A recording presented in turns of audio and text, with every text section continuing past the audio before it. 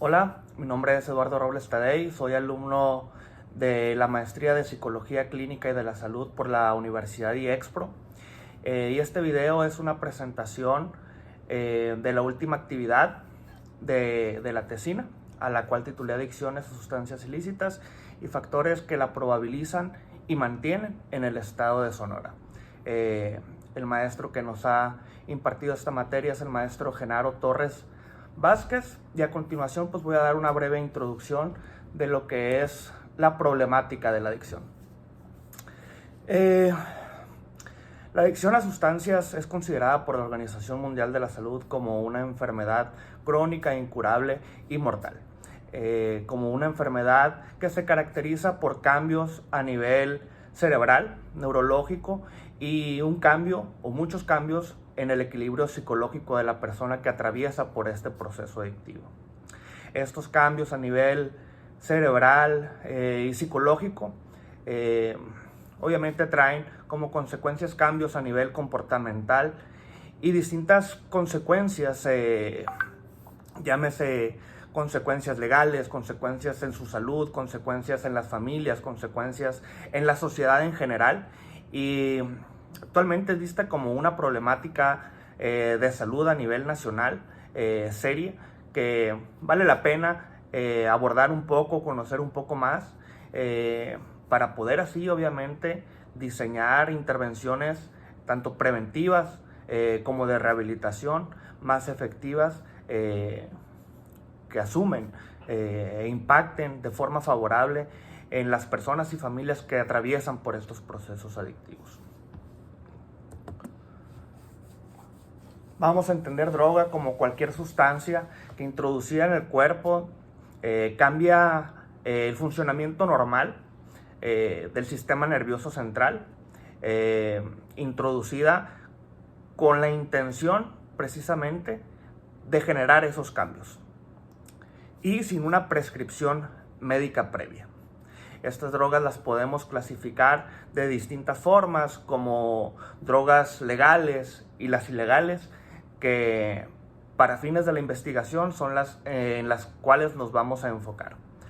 Podemos clasificar también las sustancias por las consecuencias o la repercusión que llevan consigo en el sistema nervioso central. Encontramos las que estimulan el sistema nervioso central, como lo son la cocaína, la metanfetamina. Podemos encontrar las depresoras del sistema nervioso central, como lo es el alcohol, como lo es la marihuana, como lo es pastillas como las benzodiazepinas. Y podemos encontrar los alucinantes, pues que generan a nivel cerebral una distorsión muy drástica de la percepción de la realidad. Y con fines de esta investigación, la pregunta que me planteé fue cuáles son los principales factores que probabilizan el desarrollo y mantienen una adicción.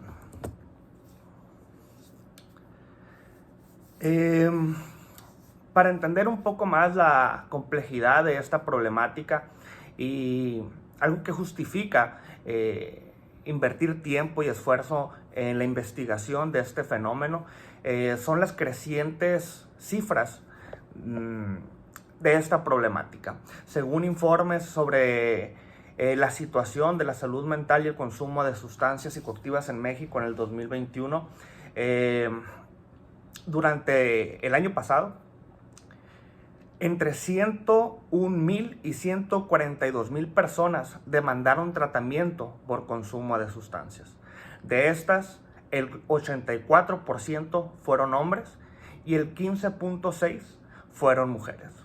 Hay una diferencia marcada en cuanto a la incidencia de esta problemática, que tiende a ser más recurrente a hombres, ¿no? Teniendo como un factor de riesgo a lo mejor el sexo varonil.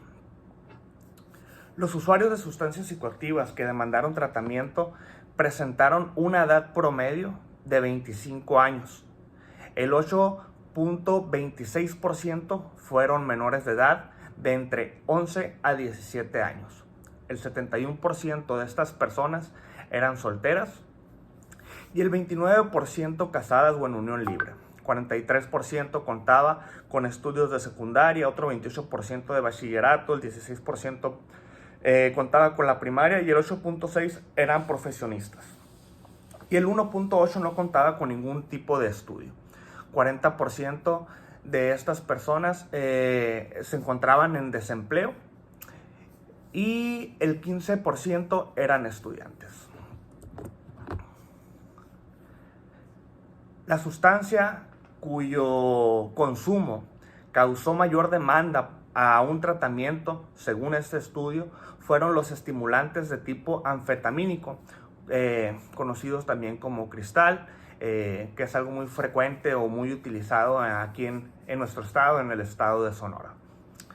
Que incluye, como te comento, pues las metanfetaminas, también el éxtasis o estimulantes de uso médico, que fueron el 30.2% de los casos, seguidos por personas con problemas de alcoholismo, que fueron el 24.5%, y la marihuana con un 15.1%.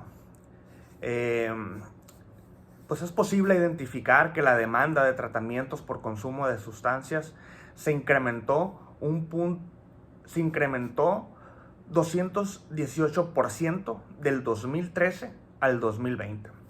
Hay una tendencia muy notoria en el incremento de la complejidad de esta problemática, de las consecuencias, y de cada vez son más personas que inician a más temprana edad y que a nivel familiar y social impacta directamente en violencia, impacta en desintegración de familia, impacta en abandonos escolares, en deserción también laboral, en incumplimientos laborales, en problemas de salud física y mental, problemas cardiovasculares, problemas mentales, hasta llegar a una posible esquizofrenia, despertar a temprana edad una bipolaridad, entre muchas otras consecuencias que esta problemática arrastra consigo.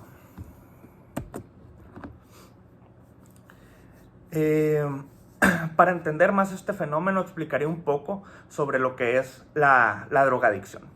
La drogadicción se define como un trastorno crónico y recurrente caracterizado por la búsqueda y el consumo compulsivo de la droga pese a sus consecuencias negativas.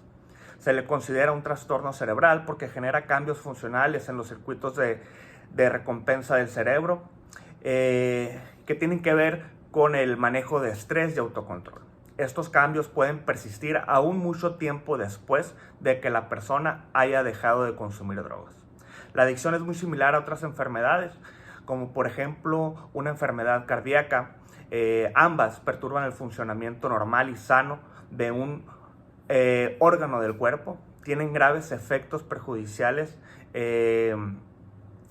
son problemáticas muchas veces prevenibles y tratables, pero que cuando se presentan sin un tratamiento pueden causar pues un deterioro en el funcionamiento normal de la persona a nivel mental, psicológico, y hasta desembordar en la muerte en ambos casos, ¿no? Como lo mencioné, pues hay consecuencias físicas, problemas cardiovasculares, problemas en el sueño de la persona que atraviesa este proceso adictivo. Hay cambios o consecuencias a nivel académico, laboral, familiar, social, obviamente legales y personales. Para esto es importante tener en cuenta los factores de riesgo que probabilizan una adicción. Hay factores individuales, hay factores familiares y factores socioculturales. Dentro de los factores de riesgo personales podemos encontrar características temperamentales de la persona: aislamiento, enfado y actitud apática, excesiva sensación de control, falta de orientación o metas en la vida, confusión en cuanto a su esquema de valores o una realidad que es compleja para la persona de lidiar de una forma sana a una forma madura, ¿no? Dentro de estas factores de riesgo individuales podemos encontrar también una excesiva o una baja autoestima, dependencia emocional, sentimientos de inseguridad que probabilizan una adicción. Todos estos entendiendo como factores de riesgo personales, entre algunos otros, que probabilizan una adicción. También encontramos los factores familiares. Obviamente el vivir en un núcleo o en esa pequeña sociedad llamada familia, que en muchos casos puede ser desgastante, puede ser frustrante, triste o desesperanzador, trae consigo consecuencias de manera directa en la persona que está interviniendo en ella. Dentro de estos factores podemos encontrar aislamiento y marginidad en la casa, relaciones tensas o violentas en el hogar, mala relación con los padres o entre los hermanos, la muerte de algún familiar, disciplina autoritaria o inflexible, falta de diálogo en casa y ausencia también de límites, desinterés por la educación por parte de los padres hacia los hijos, ausencia constante de los padres, mala comunicación entre padres e hijos, incluso también la sobreprotección puede ser un factor de riesgo. Dentro de los factores sociales o socioculturales que pueden repercutir de forma directa en que una persona desarrolle o no una adicción, uno de ellos es la escuela.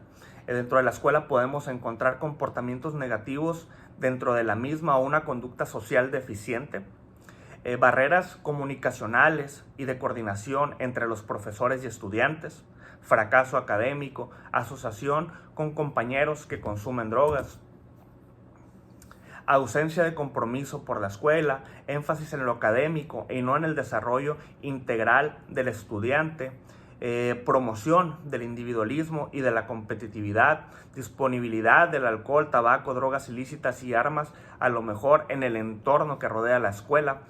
También encontramos dentro de los factores de riesgo a los mismos compañeros en la escuela. El rechazo por este círculo inmediato de compañeros es un factor de riesgo. La presión social hacia el consumo, la búsqueda de la identidad a través de un grupo también es un factor de riesgo. Dentro de otros factores de riesgo socioculturales encontramos a la misma comunidad, la ciudad, el estado o el país.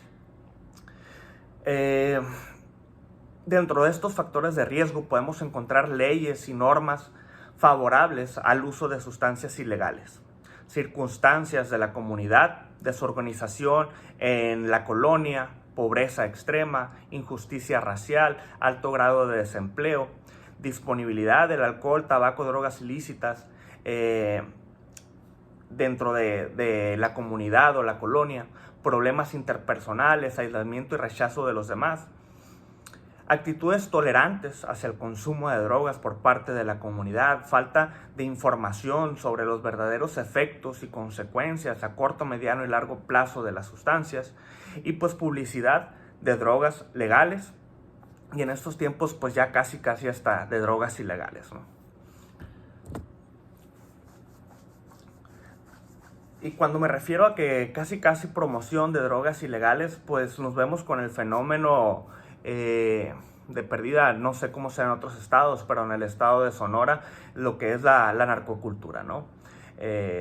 Con comportamientos, ideales, creencias muy marcadas y asociadas a la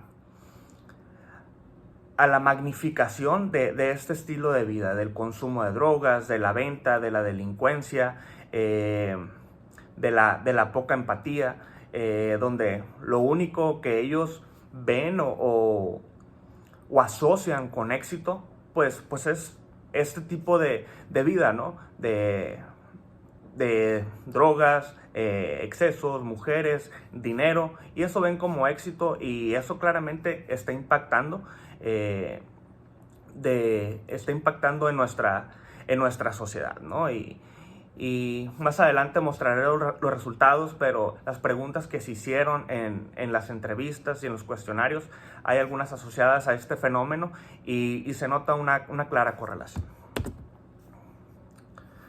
También evaluamos un poco como un factor importante los estilos de crianza, teniendo en cuenta que la familia es donde el individuo comienza su vida, donde tiene sus primeras experiencias y relaciones que a su vez están conectadas con la sociedad. De ahí que en ella se centre gran parte de la construcción de la identidad del individuo y su identidad social también. Aspectos que son trascendentes para la organización social y la psicología o el equilibrio psicológico de los individuos. Encontramos básicamente 3 estilos de crianza. El estilo de crianza negligente, que se caracteriza por el bajo nivel de afecto y de límites. En estas situaciones los padres permiten a los hijos que se cuiden por sí mismos casi y que se responsabilicen de sus propias necesidades tanto físicas como psicológicas. Otro estilo de crianza es el estilo autoritario, que es ejercida por padres que consideran que la norma es la base de la educación y la disciplina también. Mantienen una relación asimétrica con los hijos, tiende a ser demandante, lejana, poco empática, y considerando el afecto como un factor secundario en la educación paterna. Y por último tenemos el estilo de crianza indulgente, que a diferencia de los autoritarios, no identifican la norma como un tema esencial, sino que hacen prevalecer sobre cualquier método la comunicación horizontal y directa con los hijos, utilizando la coerción a través del razonamiento y la reflexión. Estos son los 3 estilos de crianza que se trataron de evaluar en los participantes.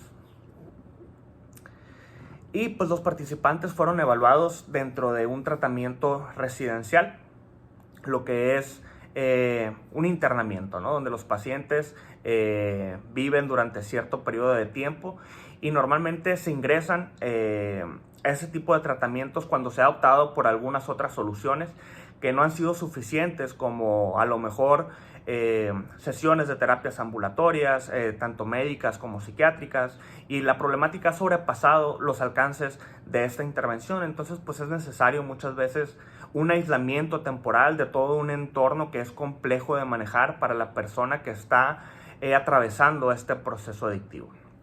Hay comunidades terapéuticas, clínicas, en México son muy frecuentes los anexos y todo pues varía según su forma de intervención con los usuarios y con las familias. Pues fue una investigación cualitativa en modalidad descriptiva. Pues la investigación cualitativa, se interesa por captar la realidad social a través de los ojos de la gente que está siendo estudiada. Es decir, a partir de la percepción que tiene el sujeto de su propio contexto. No parte de supuestos derivados teóricamente, sino que busca conceptualizar sobre la realidad con base en el comportamiento de las personas. La población fueron 20 personas que están bajo tratamiento residencial por un diagnóstico de dependencia a sustancias ilícitas en conjunto con los familiares de estas personas. En el estado de Sonora, en específico en Clínica Horizontes, Clínica Horizontes de Rehabilitación de Adicciones, El instrumento que se utilizó fue una entrevista y cuestionarios no estandarizados a usuarios dentro de la clínica y a sus familiares para conocer aspectos de autoestima, autoconocimiento, creencias, percepción de riesgo, locus de control interno y externo, y así también conocer algunos aspectos sociales y familiares que fungen como factores de riesgo. Los resultados de la aplicación de estos instrumentos dentro de los factores personales tenemos como la tolerancia a la frustración como el factor personal que mantiene con más frecuencia el consumo de sustancias. En segundo lugar tenemos al síndrome de abstinencia, el intentar paliar el síndrome de abstinencia y todo su malestar es el segundo factor que mantiene el consumo de sustancias. Y pues la forma de paliarlo es obviamente continuando consumiendo sustancias. En segundo, encontramos como una forma de socialización. Entonces, pues esto es claro que hay un déficit en las habilidades sociales de la persona con esta problemática. Otra es probar autocontrol, que normalmente tiende a perderse, ¿no? Aunque ellos se estén probando autocontrol, normalmente se ponen un límite de consumo, el cual es transgredido, se ponen límites a lo mejor en cuanto al dinero que se gasta, que normalmente tampoco se respeta. También se encontró dentro del factor locus de control externo e interno, se muestra una tendencia notable al locus de control externa y hacerse poco responsables, como lo que a ellos les pasa, que ellos son los mayores pues responsables de esto, ¿no? Y tienden a asociar lo negativo de su vida con aspectos fuera de él mismo. La percepción de riesgo de consumir sustancias es bajo, y el autoconcepto también dentro de estos factores de riesgo tiende a ser pobre. Dentro de los factores familiares encontramos un conocimiento bajo por parte de los familiares. En conocimiento me refiero a cómo es una sustancia, a cómo se consume, cuáles son los cambios a corto, mediano y largo plazo del consumo recurrente de sustancias. En esto, los familiares que se entrevistaron tuvieron un conocimiento bajo. El estilo de crianza más frecuente que se vio a través de las entrevistas fue el autoritario, después fue el permisivo y después el democrático. Dentro de los factores sociodemográficos, pues encontramos que la fácil accesibilidad a cualquier tipo de sustancias es uno de los mayores factores que impactó directamente en el inicio del consumo de sustancias de esta persona. En conjunto, también el bajo riesgo de consecuencias legales por su conducta adictiva. También a lo mejor cuando ellos inician el consumo de sustancias, piensan que de perdida a nivel legal no va a pasar absolutamente nada. Y pues la influencia de la narcocultura, el 90% de los participantes perciben esta influencia como algo que impacta directamente en el entorno, en el estado de Sonora. Como algo que impacta, como te comento, de forma directa y como en muchos casos como modelos a seguir. Como conclusiones, podemos inferir que el factor que mayor inferencia tiene en mantener el consumo de sustancias dentro de los participantes es la poca tolerancia a la frustración ante eventos o sentimientos complejos para ellos.